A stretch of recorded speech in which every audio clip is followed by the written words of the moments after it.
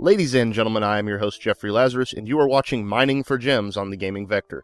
This is a show where we dig through the Xbox Live indie games catalog once a week in an effort to find the indie game gems on Xbox Live.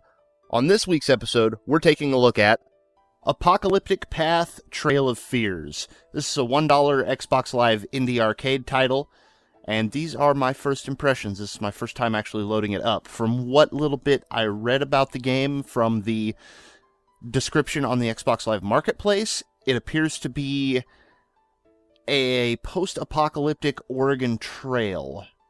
So let's go ahead and jump in here and see what's actually on offer. First off, in the settings, we can change our cursor style, which is interesting. There we go. We can change our cursor speed. This is a little strange. It feels like it should be on PC, and I wonder if you can actually get this title on PC. Once again, I haven't done any research into this game beforehand. We also have resolution change, menu, and save. Now, the resolution change, this actually pops up when you first start, where you can set the borders of your screen. This is always something that's nice. And let's just bring it in just a little bit there. There we are. So we can set our music and effect volume, and that looks to be about it. Okay, so let's go ahead and jump into the game and play and see what we have going on here. So we do have new game and continue, so I'm assuming this means that the game is designed to be played over a longer period of time than a typical Oregon Trail game, which you can usually make it through fairly quickly in a reasonable amount of time for one sitting. So let's go into new game here, and here we get some story about the world becoming overpopulated, resource depleted. Society's elitists decided they had one choice. They would have to purge the excess human populations, because that always works. The elitists safe in their underground bunkers, nukes rain down on the surface of the earth, so pretty standard post-apocalyptic story for the most part.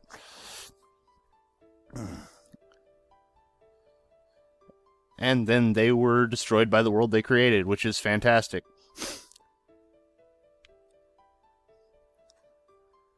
Okay, so, looks like, yeah, this is very Oregon Trail. We have our characters over here on the left, I'm assuming. This will be my main character, and then the party, and then a bunch of different types of classes, I suppose. So let's go ahead and we will change this guy. English language. We are limited to 8 characters, but I'll go ahead and name him after myself, and then we will... Oh, I suppose we'll just leave the rest of them. We don't want to spend too much time doing all this. So let's go ahead and take a look at the classes. Skilled with a scalpel, the surgeon experienced in first aid reduces the chances of medical problems. If you ever played an Oregon Trail game, you know that should be highly useful.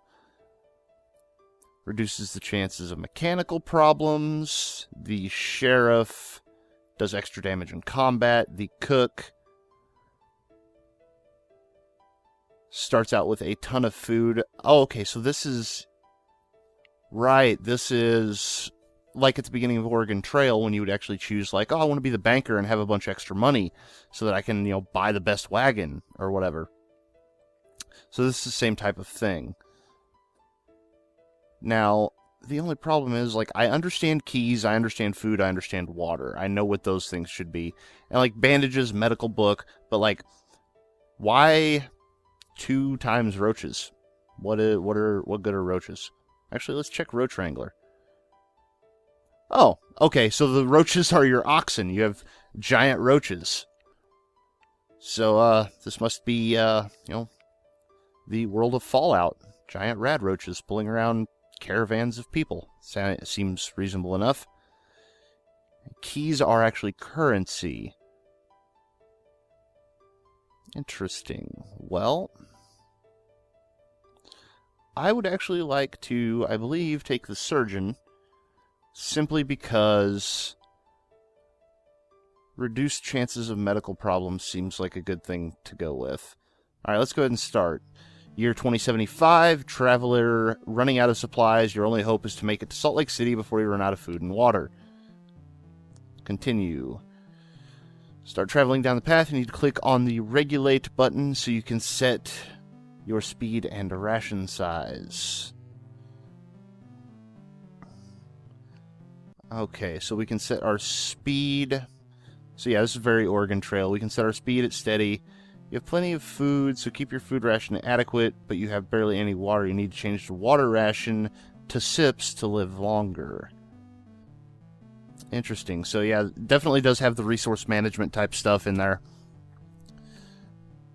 And as you can see, we've got our car being pulled along by our roaches. And it looks like we have our map here. We're starting out in Utah.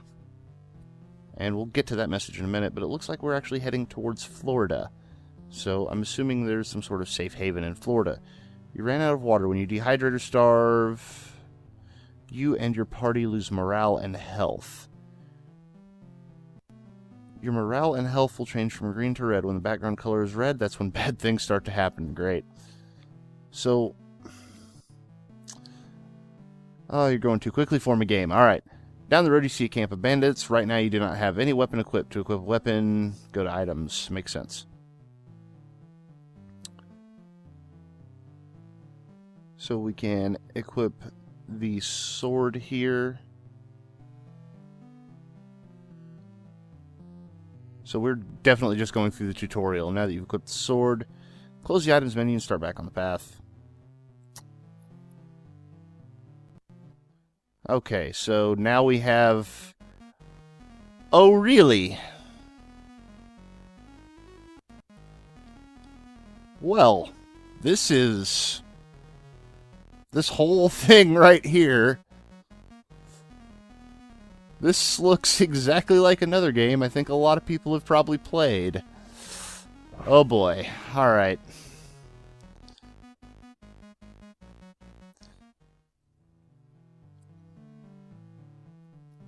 So nothing on the corpses, yada yada yada.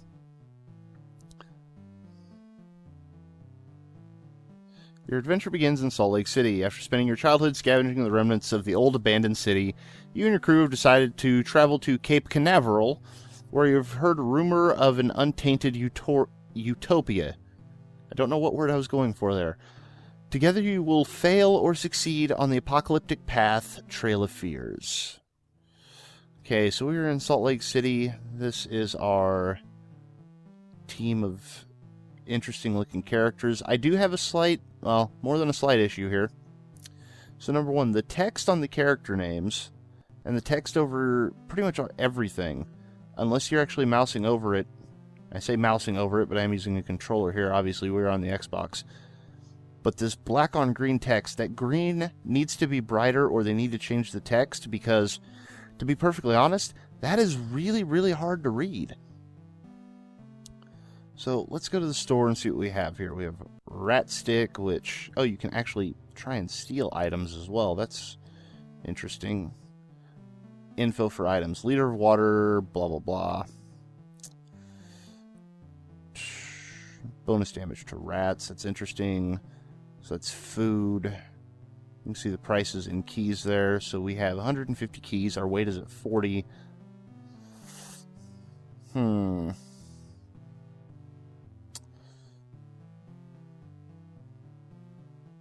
So let's go ahead and buy some things here. Let's get some water because that seems reasonable enough. We'll get some beans. Well, we'll buy a rat stick, sure. Wheel is fine. Roach harness. Let's just buy a little bit of everything so we can see how this works out. Oh, there's... Oh, okay. So we've got a lot of different stuff. A fez? What good does a fez do? Oh, Doctor Who reference. Thank you very much, game. Appreciate that. Fezzes are cool. Yes, they are. Allow you to gather water when you come across radioactive lakes. Interesting. Yeah, let's get that too. That seems reasonable. Playing cards. Do those have any actual use? I don't know, so I'm not going to waste my time with them. We will get a flashlight, though. And it looks as though I bought everything I can. Now, if we head into the bar here, we've got all these multiple characters that we can talk to. This could be fleshed out a bit more. I don't know, this looks very much like a cheap Flash game. Well, let's go ahead and talk to, I don't know, let's talk to this guy over here. I think it's a guy. Let's see here. One of the test subjects for those crazy cultists. You better watch out if the cult leader senses you're anywhere near. She will cast one of her spells on you. I hear she can force her old test subjects into her lair by just spouting out some crazy magical gibberish. Okay, so I'm assuming this is just giving backstory and so on and so forth. So let's do the scavenge here real quick. So, right here we can say, fighting a mutated ant.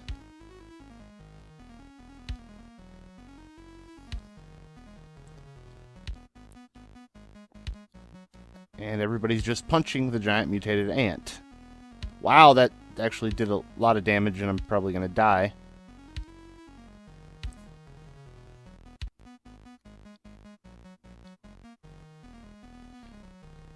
Okay, so she's been knocked unconscious. Okay, so it targets one of the characters, but all of the characters actually fight. So what do we have? Well, the rat stick's not going to do us any good. Actually, it might. Let's use... okay. Can't use the rat stick. Probably should have equipped that before we got into a fight. Here we can see status and weapons. Yeah, nobody has a weapon equipped. Can we run? Not able to escape, so now we're just going to get beat to death by the giant mutated ant. Oh, this is not going well. So, from at least what we've seen so far, we can kind of get... Wow, apparently you can't escape when scavenging, maybe? I don't know. But we're going to get beat down by this ant. But this basically gives you an idea of what the game is. So it's post-apocalyptic Oregon Trail, much like it said it was, which I'm okay with that. The art style is inconsistent. Even the style of text is inconsistent, because in these fight screens you've got this one type, but then on the menus you've got that like digital looking type that is just... Can we run now? Nope. Alright, well, let's go ahead and get ourselves killed. But the text is inconsistent.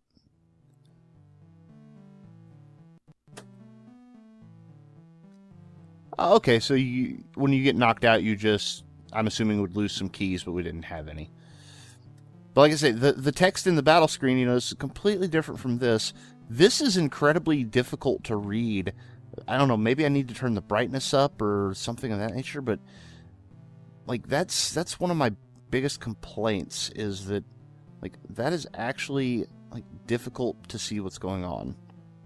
So let's go ahead and yeah, I want the rat stick. I'm going to give it to one of you guys. Come on. And let's see here. So...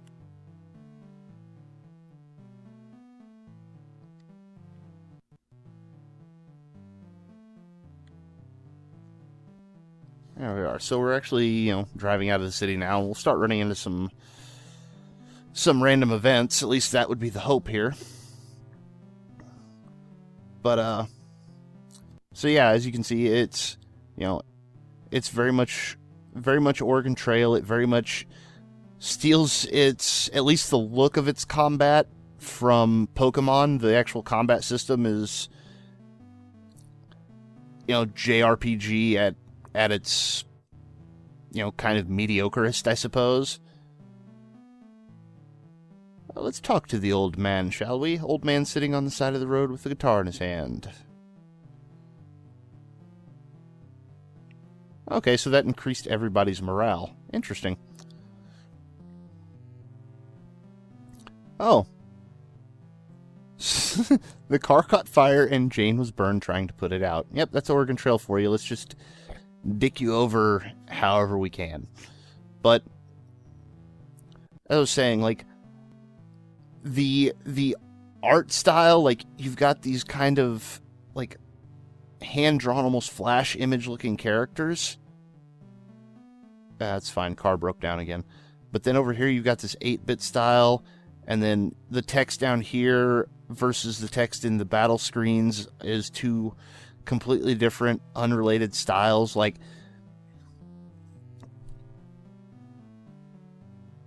yeah, let's just go around.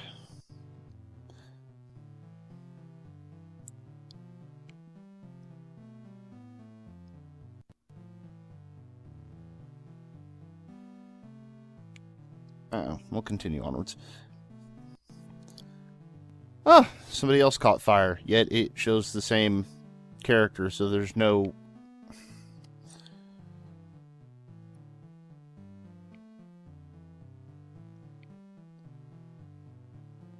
Oh, let's... Okay, we can stop and hunt. Except we have no bullets, so there you go. That's my only complaint, though, with this title, is just the inconsistencies. Also, we're probably going to die, but that's beside the point.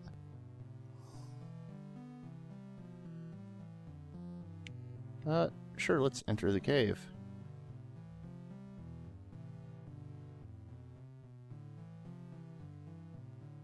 Okay, so she's gone. Things have gone downhill very quickly. Probably should have bought more food and water. Let's try and heal him. And he's dead. Alright, fair enough. But yeah, as you can probably tell, we're gonna die. Nice. We're gonna die very quickly. I love how that picture showed a character that has left us already. Once again, inconsistencies. Like,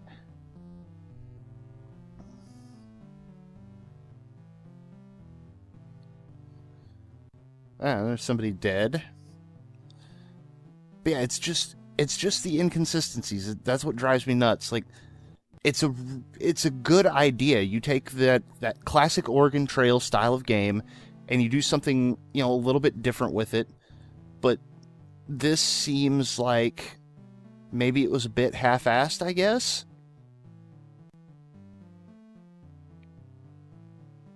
Let's just move on. We don't need mechanical supplies as far as I can tell. We just need to, like, I don't know, not die and dehydrate and starve and all the other terrible things that are happening in this car. Oh, we lost a wheel. Great. But yeah, I love the idea of this. It's like you take the classic Oregon Trail game and you turn it on its head. You go, okay, let's do it post-apocalyptic instead, and I'm cool with that. That seems really interesting. Unfortunately, like, with the inconsistencies, and that's the other thing, like, the game doesn't play badly either.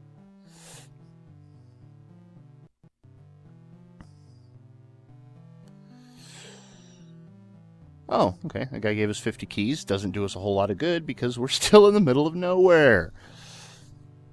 Yeah, I very much like the idea.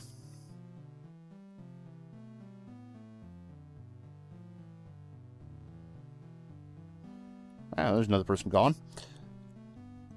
But yeah, this is a really, really cool idea, and, like, the gameplay is not bad, the execution isn't really bad, but it's just, like, the inconsistencies with... Oh, great.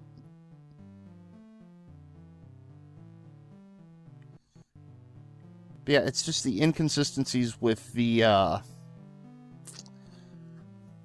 different clashing art styles and the different styles of text and all of that stuff. That's what is that's the thing that's really bugging me about the game, I suppose. But as far as first impressions go, like, once again,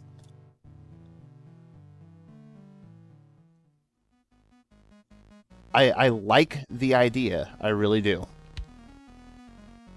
Unfortunately, oh yeah, we're done. Ugh. Say, I like the idea. I like how they were like, hey, let's take Oregon Trail. We'll turn it on its head. We'll throw this RPG-style combat system in here, and I'm just going to attack till until we lose, because that's what's going to happen. But it's just, it's inconsistent across the board as far as general aesthetic and style. The gameplay is fine. I would just like to see... I would like to see them... Oh yeah, you have died. Game over. So yeah, that's Apocalyptic Path, Trail of Fears. You know, not a bad game by any means. I would like to see...